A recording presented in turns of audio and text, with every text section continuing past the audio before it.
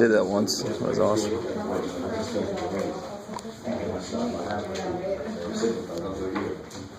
Sweet. All right. All right, guys. So, chapter 3 is where you definitely have to get graphic for if you have not done so yet, and you really need it. Right, so, we're gonna. Chapter 3 is where we really analyze the hell out of graphs. So it's the first couple sections won't be too horrific. Well, the first section. And then we're going to get to a point where we do a lot of work before we actually graph something. So we do all this work analyzing what the function should look like, and then you graph it based on your work. The worst thing to do is to have your work say one thing and then your graph say another thing because you just got it out of the graphing calculator. I want your work to be reflected on your graph, and if you can't see why it isn't what the graphing calculator says, well, maybe the graphing calculator is wrong. Right? So I'd much rather see your work represented on your graph than just copy the right answer out of the calculator. So, section 3.1 starts off with some stuff we already know. I got a quadratic function.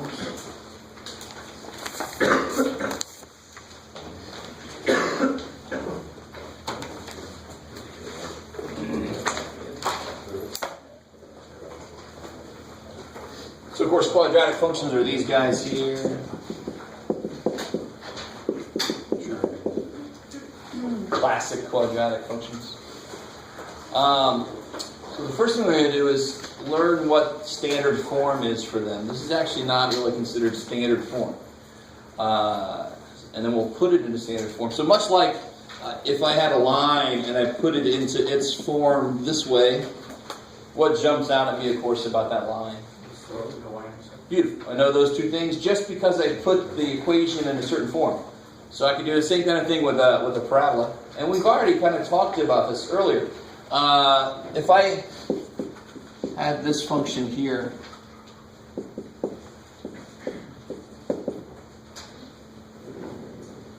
what would the transformations be if I wanted to list them?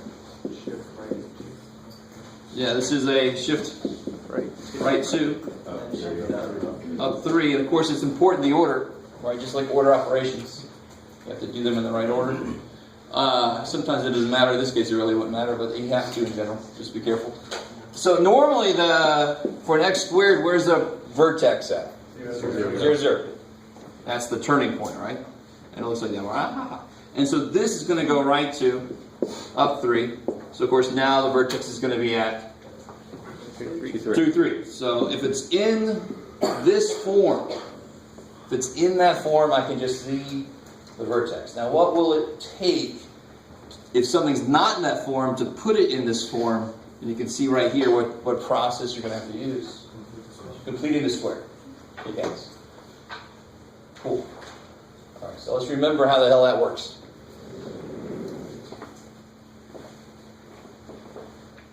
I don't want to do it on that. The book actually does that, but they're crazy. It's a much better way to do it. So just a couple of quick examples of completing a square by itself. I think we did this once before. Yeah. Yes. So just to make sure everybody's on the same page with me today, let's do one that's not as pretty. Poor little thing. So what would I have to add here, and how would it factor? I like it. So what are the two steps? What do you do? Yeah, cut whatever's in the middle in half, and then square. Where's that go? On the left hand side. Well. So what I'm doing here is saying what would I have to add here so that it will factor this way. Right? That's all we're doing. Purely looking at what completing the square itself means. Right? So if I did add 81/4 here, how does it factor? X minus 9/10. Yeah, cool. Let me stop right there. You guys with me? Yes. So the coefficient of the middle term half it square. Yep. So the cutting in half actually tells you what the answer is going to look like, and the squaring, it tells you what you have to put here to make that work. Now, I like that some of you guys told me I had to add this to the other side on. You got to be careful about balancing it out. This can't come out of nowhere. But this is a very specific, just looking at everything in squares process, right? That's all this problem is. It's not an equation. It's not so let's look at one that doesn't start looking like this and try to put it into its, poor little dude, let's see, into the right form. So if I had something like g of x, maybe one that's not so ugly. Poor little dude.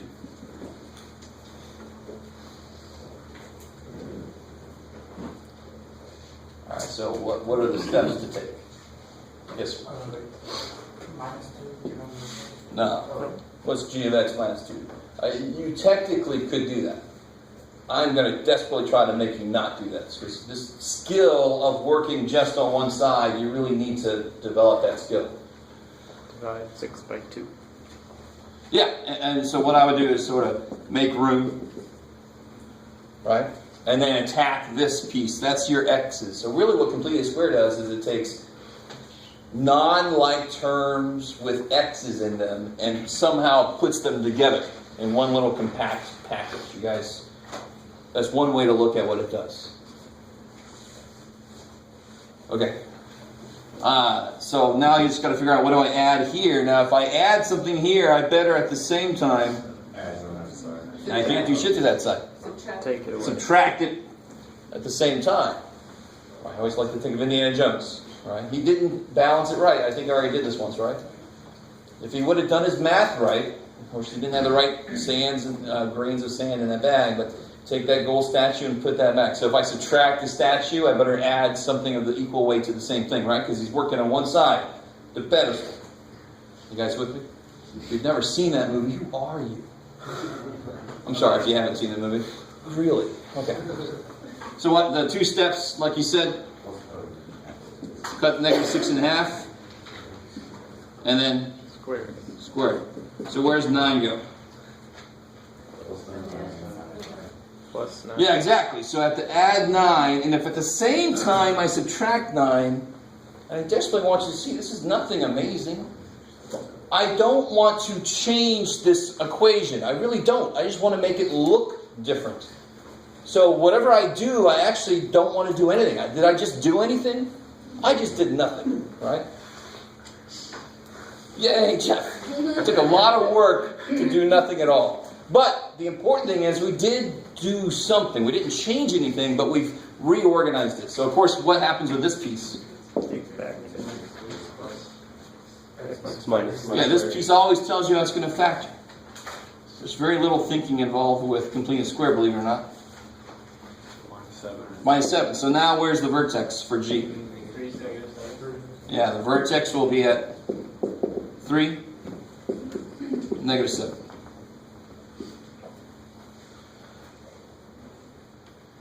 I'll let that sink in for a second.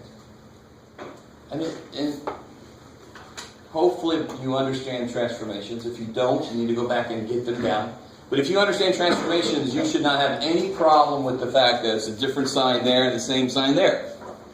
Right? Because you got to move against the minus 3, so you got to go right 3.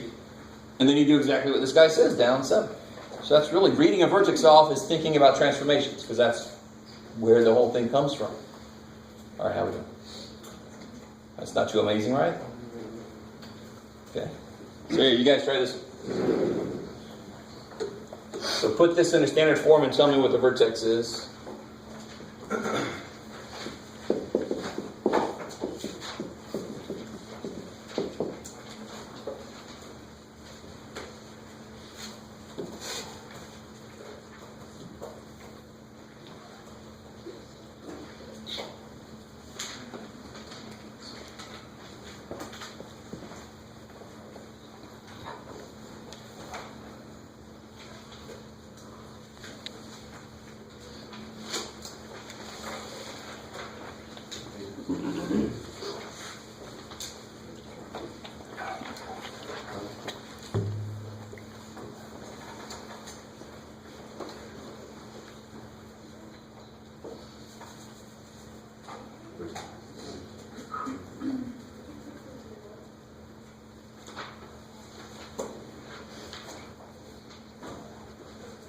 Alright,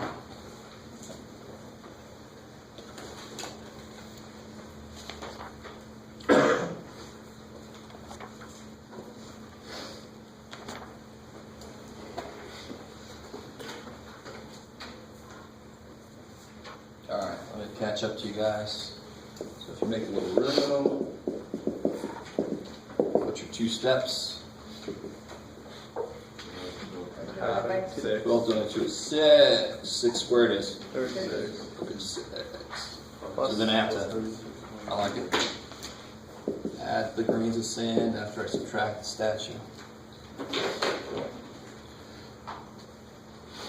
And so now I have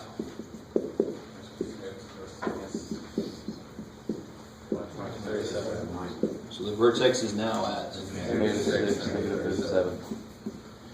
Cool. Like that. There we go. Alright, cool. Not bad, right? Now, of course, I mean, how do I make this worse? Let's do one more. Because, of course, why was this one nice? 2 reasons this was nice. It's an even number. I picked a 12. That's easy to cut in half, right? I could have put a 7/9 there. In fact, I think I will, now that I saw your faces.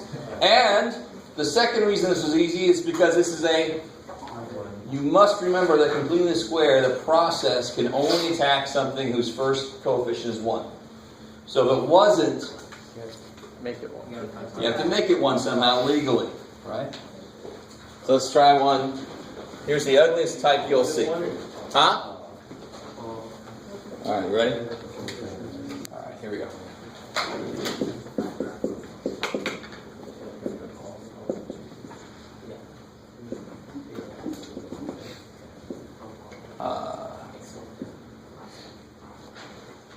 Sure.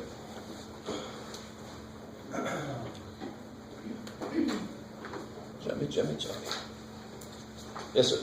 We're supposed to get rid of the -9 and put it on the other side. Oh, shit. You just factor it out. Yeah, there you go. Just factor it out. All right. But where do you factor it out of? Which piece of this do I just get the hell out of the way? The +5, right? Just get that out of the way. I'm not going to take a -9 out of this. Don't tell me you can't, because of course you can, because we're about to take a -9 out of 7. But somehow, right?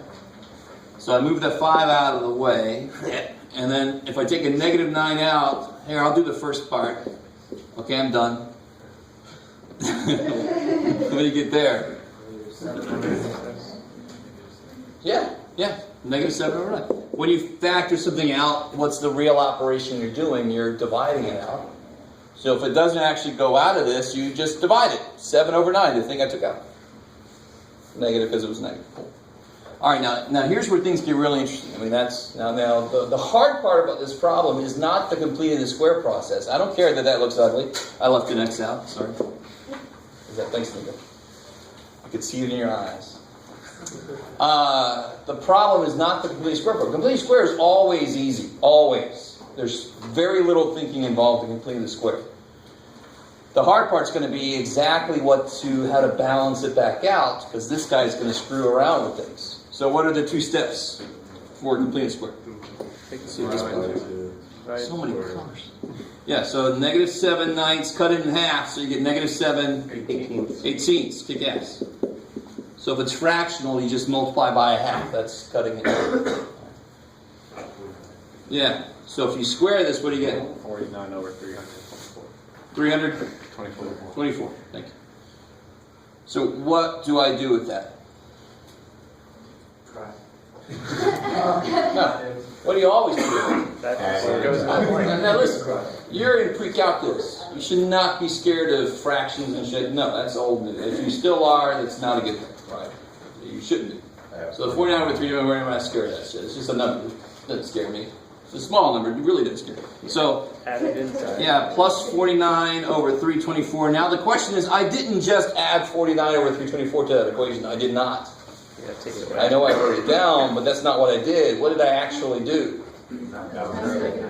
-9 times that. That's exactly what I did. That's not a -7/9. It's a 7, because there's a -9 I took out. So that's not a 49/324. that is a minus 9 times this, right? So what do I have to do out here? I got to add 9 times 49 over 324. 9 times 49 is? 49 over 6. Well, does 9 go into 324? Yeah, it does. Cool. So that would actually reduce. 9 over 324 would reduce. Well, let's do it the long way here. So let's see. 9 times 49 over 324. And how do I know, real quick, how do I know that 9 goes into 324? Calculator, shut up. How do I know? How should you know? When you add them up, you get 3 plus 2 plus 4 is? Alright, and so few people know that anymore. So I teach that all the time to my 88 students, my 90 students. I forget you guys, but you guys probably don't know it either. Does anybody know that already? Some of you guys don't. It just makes me angry. So 9 goes into any digit where the sum of any number where the sum of the digits is 9. Or a multiple of 9. 3 goes into any digit, any number whose sum of the digits is a multiple of 3. 4 goes into anything whose last 2 digits are divisible by 4. So this whole thing is divisible by 4 because the last 2 are divisible by 4. The reason that works is because 4 goes into 100. So then 4 goes into 200. 4 goes into 8,800. 4 goes into 100. So as long as it goes into the last 2, it goes into the whole damn thing. I mean, these little rules, high school, and of course it's before that, that's really, but that level of education has said, we don't like memorization. I don't care. Freaking, the students need this shit. So few people know this anymore. It drives me crazy. Don't say, well, we got calculators. No, shut up. They'll become sentient and take over, and it's not good. You've got to stay ahead of the calculators. All right, we are their boss, not the other way around. So how does this thing factor? This looks disgusting. I don't want to do it. But how does it factor? You got to do it. Minus 7/9 squared. Yeah. So the first step always tells you how that factors. So there's, again, that's why I said there's no thought process really. So x minus 7/18 squared. And, what do we end up with here? 9 goes into 324 how many times? 36. 30. So this is 49 over 36. That's neat. So I got 5 plus 49 over 36. You guys with me still? Wouldn't that be minus 49 over 36? Why? Because you have to add it. Well, what did I really do? Distributed. Minus 9 times that. I really want you to see, whatever you put here, I didn't just add 49, 33, 24ths. I just subtracted 9 times this. Whatever, because is that really a 1 here? In this function, is there really a 1 in front of the x squared? No, there's a negative 9. Is there really a negative 7/9? No, there's really a plus 7. So is that really a 49 over 324? No, it's negative 9 times that. So what do I have to do? Add 9 times that to balance it out. This dude will screw with whatever I put inside there. So I just unscrew it. Why was it easy in the first 2 examples? Because I had a 1 out front. 1 won't change anything. Right? Good guy 1. So here, what do you get there? 229 over 36. 229, yeah, sounds right. Over 36, cool. So where's the vertex?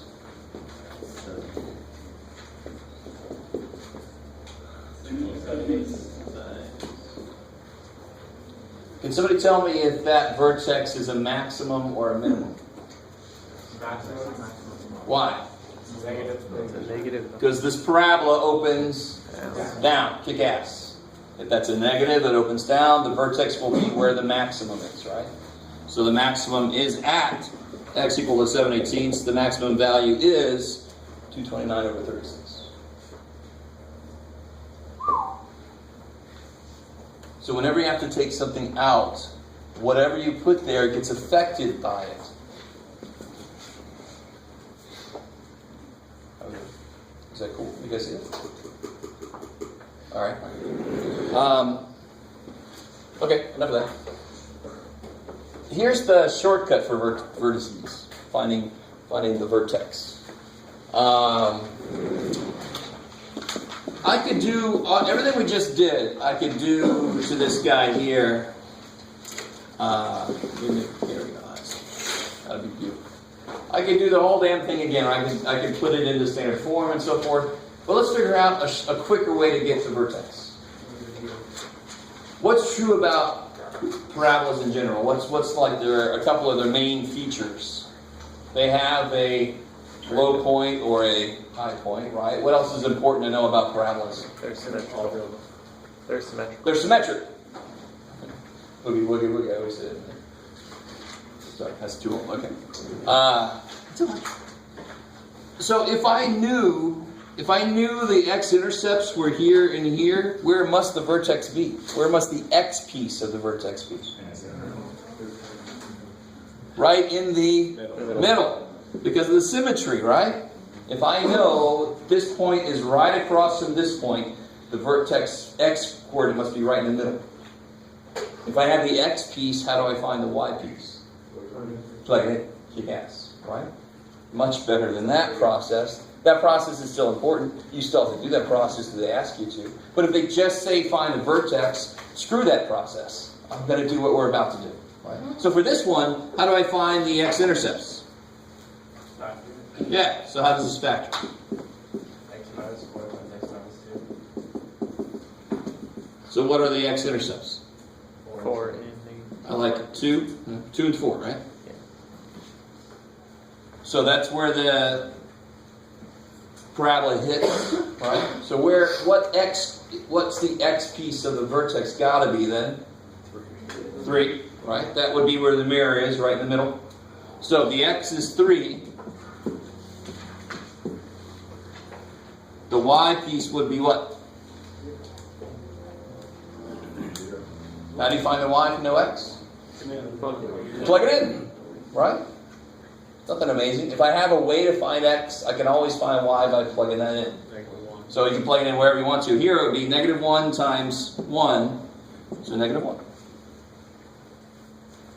You get the same answer if you went through the whole process over there. This is still not good, though. This is still not a good alternative process. Why was this easy? Because that was easily factorable. Yes, sir? How'd you get 3? Sorry. Remember this idea. If I know the intercepts, the vertex must be right in the middle.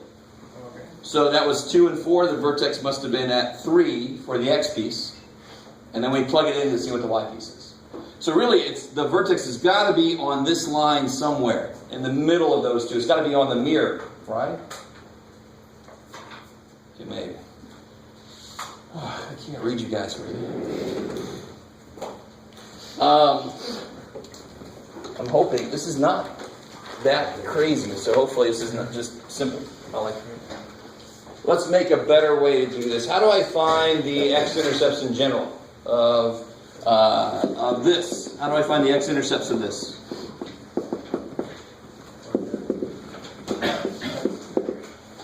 Quadratic formula. Yeah, quadratic formula. That's what it's built for, right? X-intercepts would answer the question, when is the function 0? And the quadratic formula is built to solve that, right? So let's investigate the quadratic formula. Now, some of you guys are like, well, that's gross. How will this make this easy? What is the quadratic formula? Negative d plus or minus the square root of p squared Or AC. over 2a. I'm going to write it like that. Is that cool? I just broke it up amongst the two pieces there. Is that cool? You normally wouldn't do this, but is it legal for me to do that? Yep. You guys are like, you did it, man. You know this shit. Now, I really want this to make sense. Even if this doesn't make sense, you can still use this shortcut. But I want this to make sense. So these are two x-intercepts. Here's one of them, and them. Here's the other one of them. Even if these are complex, this still works, which is nice. So there's the two x-intercepts. What's right in the middle of them? True. Be much more specific now. So how did I get this one? How did I get this one? I probably did negative b over 2a plus that, right? So that's negative b over 2a plus square root, blah, blah, blah. And this is going to be negative b over 2a minus square root, blah, blah, blah. So what must be right in the middle? Just must be right in the middle. Nico? Negative b over 2a. Yes, exactly, of course, right? If that's 7 plus 3 and that's 7 minus 3, what's in the middle? Freaking 7, right? 7, give or take 3. So this is negative b over 2a, give or take whatever. So what have we just discovered? We just discovered the ultimate shortcut to figure out the x piece of the vertex. Negative b over 2a will always be the x that's right in the middle of the intercepts. I don't even have to find the intercepts now. What if I did negative b over 2a here? What's negative b over 2a for this? What's negative b? 6. What's twice a? 2. And what's 6 divided by 2? 3. Yeah. It's really, again, it's not magic, but I appreciate that. Alright, so that's beautiful. So that's, if they just ask you to find the vertex, or if they ask you to find the max or the min, which is really finding the vertex, you can just do this. If they ask you to put it in standard form, you must do the completing the square process. This is just a shortcut to that. Because what is quadratic formula a shortcut to? Completing the square. Shit. Hey, it makes sense. No way. Alright, so let's do a couple quick-fire problems here. Find the vertices of these.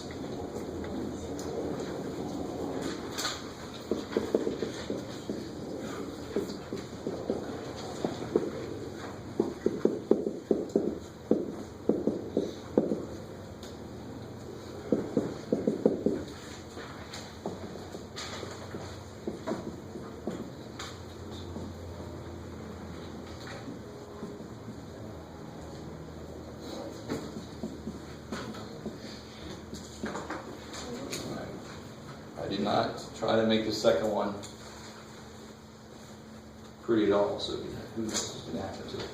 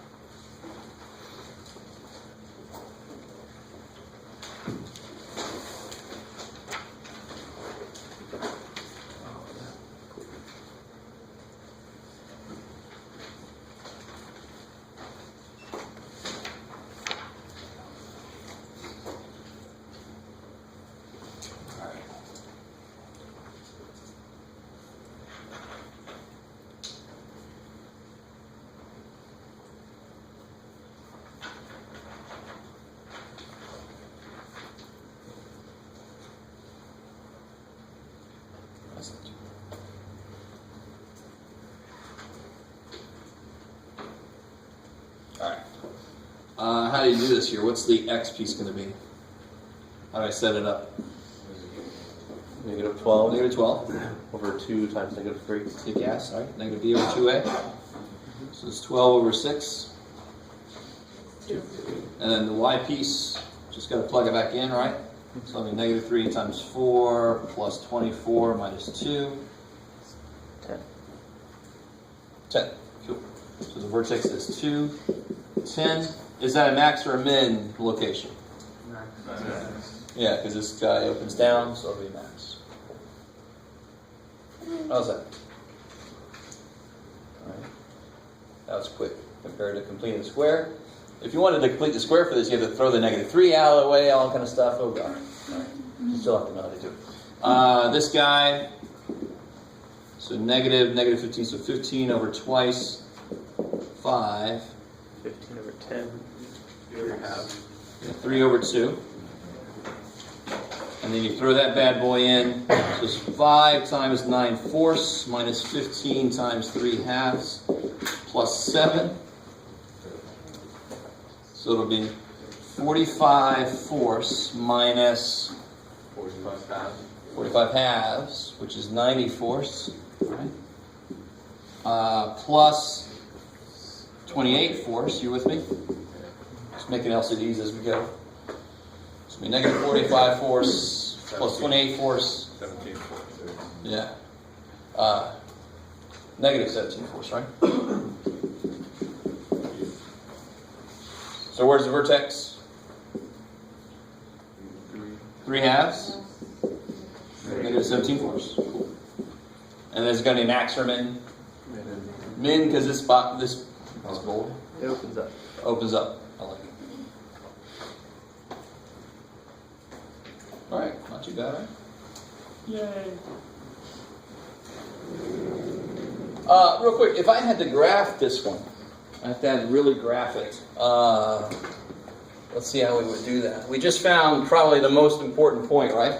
Here's the beautiful thing about graphing parabolas. The most important point to get is the vertex. Once you have that, whichever way it opens, all I need is one more point because I automatically get another point on the other side by symmetry, right? The reflection across the mirror. So normally the easiest point to get is which point? The vertex was relatively easy, but it wasn't the easiest point to get. You want the y-intercept? Yeah, the y-intercept's the easy point to get. I can see it from the beginning, right? If you make x 0, what do you get? That's the y-intercept, right? So let's see how this would look. So we figured out the vertex by doing that. So I know it's going to be at 2, 10, 2, 4, 6, 8, 10. Sure. So 2, 10. And the y-intercept is 0, negative 2. Right? So 0, negative 2. So where must there be another point? So there's one here at 2, 10. So here's the symmetry. This is actually called the axis of evil. No, symmetry. I just love that phrase again. And that was a true, real thing. Axis of evil. Whatever. Yeah.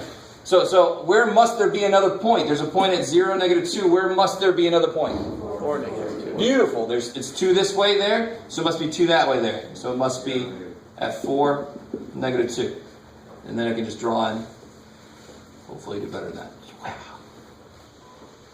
All right. Make it curvy. Don't make it a downward V. It's bad. Okay. All right, so how do you check your work? Plug a 4 in and see if you get a negative 2 out. Because this is the one that we got non-calculation wise. So if we plug a 4 in and we get a negative 2 out, we feel really damn good about what we saw. How we do? Right? That's pretty good. Yeah. Is that on a test? Would you be okay with us only finding one point and doing this symmetrical thing? Yeah, how many points did we actually find beyond the vertex? We found 2. We found 1 point, and then we used symmetry to find another point. So to graph a parabola, you need 3 points. And we got it.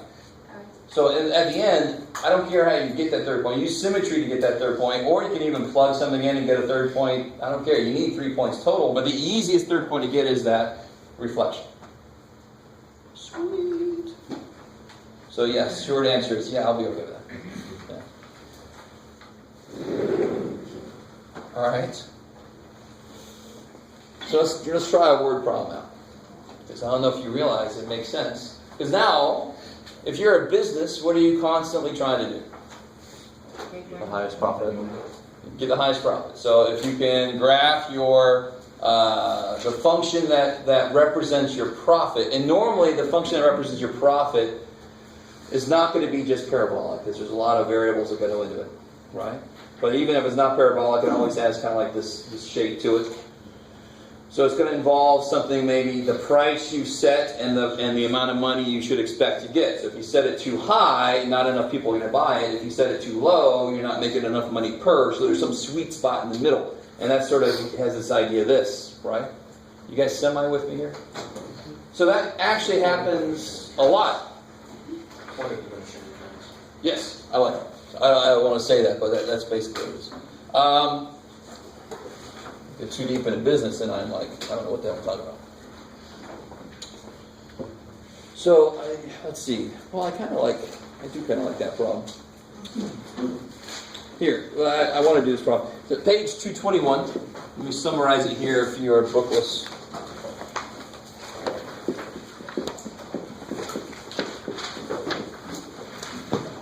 This is number 27.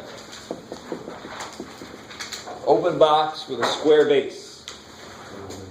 Needs a volume of 12 cubic feet.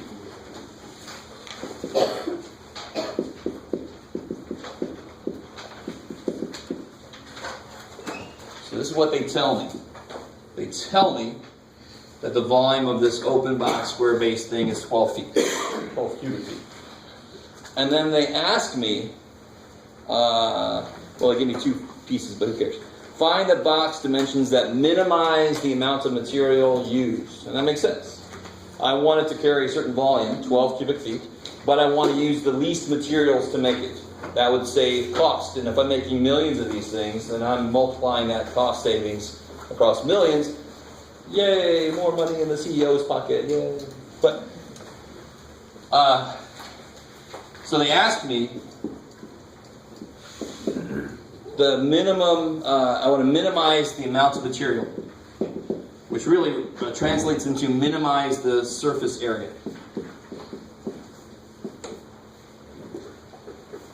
Okay, so I'm trying to give you a process. They always have to tell you something to get the problem started, and they have to ask you something, or else what's the point of the problem? It's really nice to kind of organize it like this. So the thing they tell me, let's draw this picture. Always a good idea to draw the picture. If you're not good at 3D, I'm not good at drawing in general. Look, that's acceptable, right? It's an open-topped box, which means I don't have to put something there. You with me? So be careful if it says closed or open, if you're doing a problem like this. You guys kind of with me so far? Okay, 3 people say yes, so I'm going for it. My requirements for going forward has really decreased over time. What's true about this thing? It's got a square base. How do I represent that? Do I know any of these side dimensions? But I do know that these two sides have to be equal. So if I call that x, this has to be. And what's this going to be? Now, do I know that it's a cube? Did they tell me that? They just told me it has a square base. It could have a square base and be this tall. Right? Yeah, I love it. So y, kick ass, because that's its own separate thing. Doesn't have to relate to the base at all. So how do I write the formula for what they tell me? So this is what you always kind of do. Yes? X squared y. Beautiful. Because the volume, of course, of a rectangular solid is length times width times height. So the volume here is x squared y equals 12. That's the formula that they tell me. Now what's the formula that is for what they ask me? What's the surface area of this thing? It's not going to be a one-step thing. X plus. Yeah, what's the surface area of this side? What's the area of that side? xy. In fact, what's the area of all 4 of those sides? XY. You guys with me? So I got 4 xy's. And do I have a top? No, but I do have a bottom, and the bottom's area is X squared. and that's my surface area function. That's the function I'm trying to minimize. Now what's currently wrong? If I just ask you to minimize this function, why would that be evil? How many variables are in there? And that's, of course, why we have this piece of information. Well, how could I use this to help me with this? Solve for one of the variables. So you only have one. Which variable do you think you want to solve for? Y. Yeah, I would solve for y. X squared is not a bad idea there, but then here you'd have to have a radical. And that probably might get a little more disgusting than it has to be. So if I solve this for y, what do I get? Y equals 12 over x squared. Got to divide, right, to get rid of that x squared. So how does this guy get rewritten now? 4x times 12 over x squared? 4x times 12 over x squared.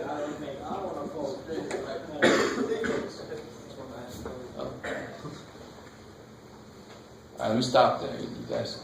This is nice. You gotta let this be nice. Anytime they ask you to find the max or min, for us at pre-calc, it always has to be quadratic. This way you close the door. Thanks, man. And I think I've said this before, but it's calculus that allows us to find the maxes and mins of any function, really. But we don't know calculus, so all we can do is find the max and mins of a parabola, or they'll ask me to graph it in the graphing calculator and find the max or the min, and that's easy. It does the work for me, right? But if they want me to do it by hand, it's got to be quadratic. That's the only thing that we can handle here. Oh, we know so far. I said something like that once before. So simplify this. What do you get? 48 X. Be careful. Oh, just over x. Good. Because you canceled 1. Plus x squared. Plus x squared. Good. Now, is that quadratic? Are you sure about that? What's a quadratic look like? Quadratic is a subset of a polynomial. Is that a polynomial? And what's the fundamental definition of a polynomial? More than that. I can have more than one term. They can be some weird shit. But a polynomial is always going to be stuff like x cubed minus 4x squared. It's going to be nice. Is there going to be any variables on the bottom? No. Is there a variable on the bottom there? Yeah. All right, so is this quadratic? No. All right, good. So there's a little calculator next to this. So this is kind of like what I was saying. You got to really pay attention in the homework. If there's a little calculator next to it, more than likely you're going to end up with something that's not quadratic. So you can't use the negative b over 2a thing, right?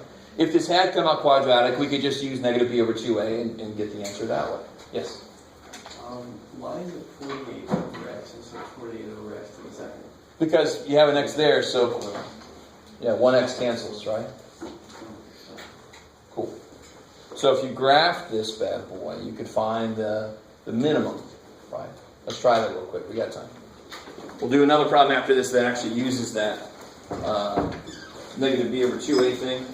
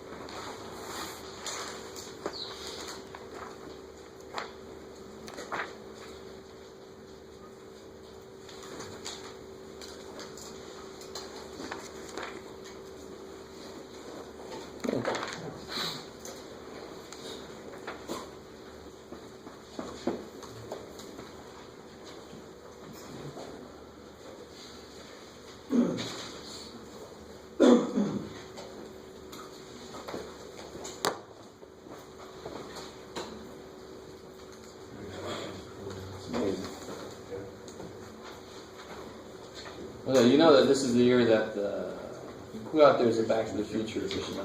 They still got a few months.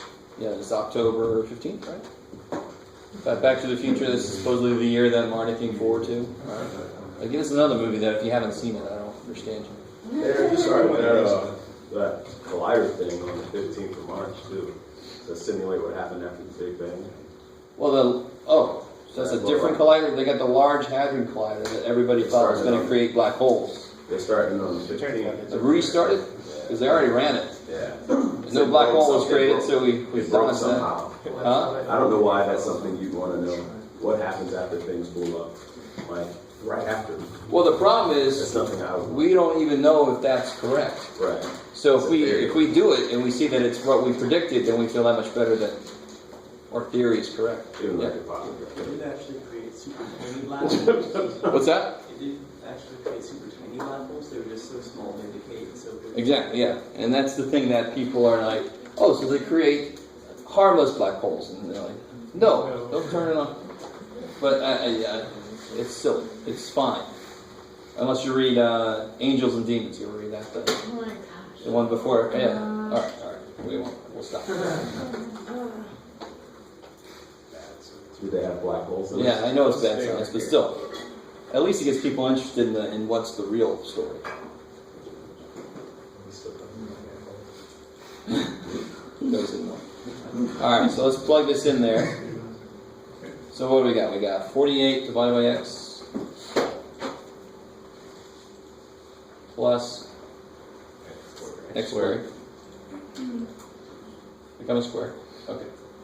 So if I graph that, this is of course that old window for the other thing, so it's probably not going to show me crap. So if I do zoom 6, it's a good place to start. You're going to have to change the window. Good. Exactly, good. Right. So this is what the steps you go through. Zoom fit's nice, it always takes you back to negative 10 to 10. Zoom fit, let's take a look. Zoom fit's one that sometimes works and sometimes doesn't. Ooh, I like it. So which part of this graph would we never even consider?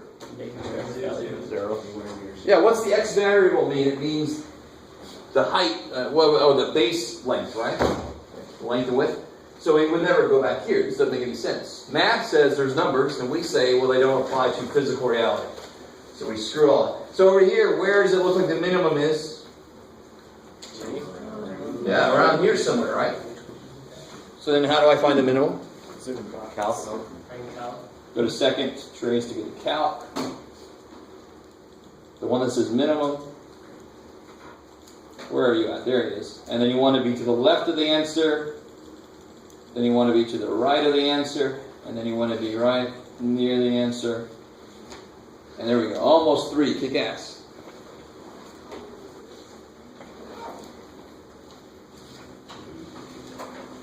Sweet. In calculus, we could actually determine that by hand.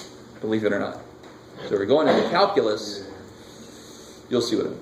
Yeah. So for this problem, would we use the x answer or the y answer? You tell me. What's this problem ask for? It asks, let's see what the question is.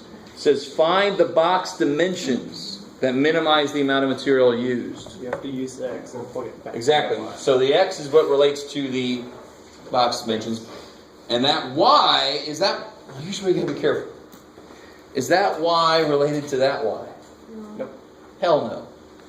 That's the output. What's that relate to? What function did we graph? Surface area. So for an x input of 2.884 blah blah, the surface area would be 24, just below 25, right? That's the lowest surface area that I'd have to use to get a volume of 12 cubic feet. You with me? So that would require the least material, which translates into the least cost. So if it asks you what the surface area was, it would use that one. Exactly, I love it. So if you said, what was the surface area? Yeah. This is asking, what's the dimensions? So that's the x piece, and then you got to use this to figure out the y piece. I like it. You guys with it? Sweet. So the x would be 2.88 blah blah blah. That's the base. 84 blah blah blah. And you plug y equals 12 divided by 2.88. And you put a bunch of you don't round it too much when you do this. You put 2.8844999 squared in there. And what do we get? Let's see. We get 8844999, right? 12 divided by 2.8844999.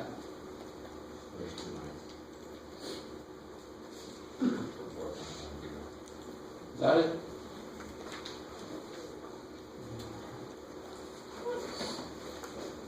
So then the height would be 1.44. You with me? Now, all right. So in the real world, the mathematical minimum might be physically impossible to create, or it might have other problems. You with me? Does that kind of make sense? The mathematical perfect condition could have a box that nobody would want to use because it's like weirdly shaped. So then we look at the graph and we just say, all right, if we can't be exactly there, we'll just get as close as we can where it actually makes sense. So you can, on top of this, you can put physical constraints. And that's what happens in the real world. Math says, here's the perfect ideal. And we go, oh, we can't do that. Let's get as close to that as we can. We adjust it a little bit to fit what we need. Maybe. All right. Yes, sir. So is the question asking on is it asking about a square or a box? Because like a square would have the same. Well, It's a box. so it's a box with a square base, yeah. Okay. Yeah. So this is a little bit beyond the idea that if I'm trying to make a two-dimensional thing, really. It's not really 2D, but if I look from overhead, then that was always a square that would make things the best, right? We talked about that before. This has got this restriction on it, it's got this relationship restriction on it, so it's not going to be something I can predict. Yeah. So for the answer to this problem, would we change it so that it would make sense in the real world, or would we just use the real numbers? Well, for us, we're doing the math to straight up ideal situation. Because we don't know what the constraints are for your company, because you don't have a company that I know of that deals with boxes. Maybe you do. I don't think you've done this problem. So for us, we're always going to do the ideal situation. All right. So you just give those answers, this answer and that answer. Cool. Okay. So let's try one more problem, and then maybe we'll head out a little early. If that's all right. Well, you guys didn't even want to be here in the first place, so all right. Well, I guess it's all right. I wanted to leave immediately. So I like this problem, but it didn't have what I wanted. It already has the function created. But this is number 70 back in section 3.1. So they found that each grapevine, so that there's a certain vineyard where each grapevine produces 10 pounds of grapes.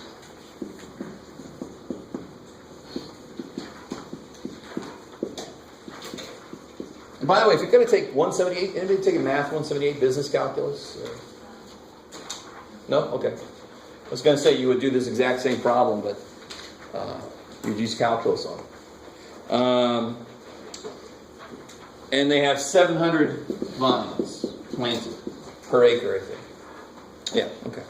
So now think about this. If I put more vines in per acre, each vine is sucking up its own nutrients, so there's less nutrients to go around. I would expect the yield, the grapes that come out, there would be less of them. Does that make sense? Now this is really, we're always dealing with forgetting some other variables, right? But that's the heart of what's going to happen. Is if I add, so right now I got 700 vines.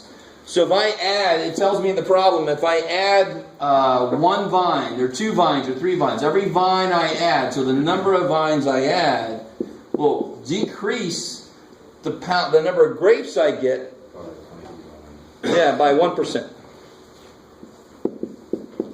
So 1% of the number of vines I add is going to decrease the 10 pounds by that much. So every vine I add, it's going to have a negative effect on the number of grapes that each one produces. Now think about it. If I put more and more vines in, even though each one is going to have a little bit less, I'm still going to get more grapes overall, until I put like so many vines in that this actually gets to the point where it's, okay, each one is giving me so few that overall I'm getting less. So it's really almost the same idea as profit, right? Too low of a price, you have way too many people, you have a lot of people buying it, but you're not getting enough money per. Just same idea with if you have less vines, you're getting more grapes per each one, right? So there's somewhere in the middle is going to be a sweet spot. And obviously, so this is they give us, so the amount for n vines is that. And additional vines. So what do you think the first thing that we're going to do? There's no calculator next to this. So I got to do this by hand, which is fine. Make it quadratic. Yeah, just multiply it out. If I multiply it out, I'm going to get a quadratic in n, right? So we multiply this out, what do I get? 7,000. 10. I like it plus 10. Minus, now watch this. Once, twice, 7. And then minus 0.01 n squared. Good. So there's my squared piece. So just putting this in order, right? So I get negative 0.01 n squared plus 3n plus 7,000. Now take a second and figure out what the vertex is, and then we got to figure out what physically each piece means. Find the vertex of that equation, and then we got to figure out physically what that means.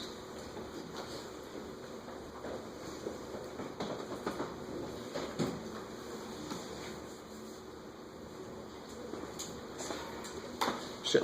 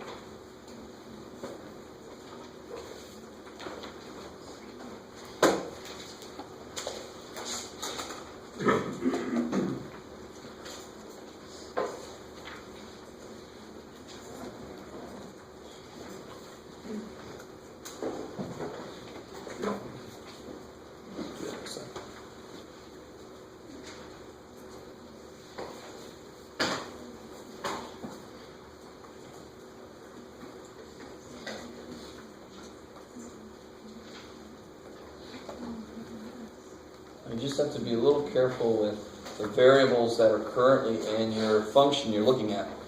Normally negative b over 2a is x. Here, of course, negative b over 2a is going to equal n, because that's my input variable now, right?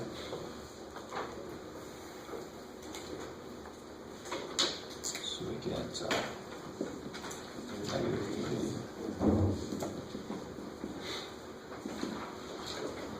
b. Just go away. Once, twice.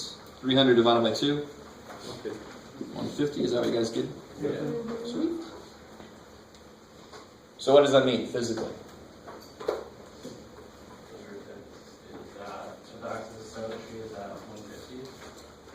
So that's still mathematically, that's graphically. What does it mean physically? In the real world, out there in the fields, what am I going to tell this dude? Put 150 more vines. Oh yeah, 150 more vines. If you do that, now what if this would have come out negative? I like that. If it would have come out negative, it would have just meant you don't want to do 700, you want to do fewer. You've already kind of like passed the best place to be. So he was 150 short of the best place to be. And I really want you to understand, this is why I don't understand when my students ask me, what good is math? I'm like, holy shit. Here is just one little tiny example. Now the equations you're probably dealing with are not this easy, but very often you can reduce them to this and that. Because even if this is not perfect, even if you forget some variables or leave them out, your math is going to get you closer to the best place to be, right? Maybe. All right. So optimization problems are like an immediate use of mathematics in almost every damn place on the face of the earth. So I think that's pretty good justification. It's not a negative. Oh, it totally was. So it's negative 3 over twice a, and a is negative. So then the negatives just cancel. Yeah. Where am I? Oh, so what's the y? Or in this case, it won't be the y piece. It'll be the the a piece. So what's the a piece? 7,225. Good. So you just plug that back in, right? So you get, who is it? Sorry. 7,225. Good. So that's how many grapes total production you can expect.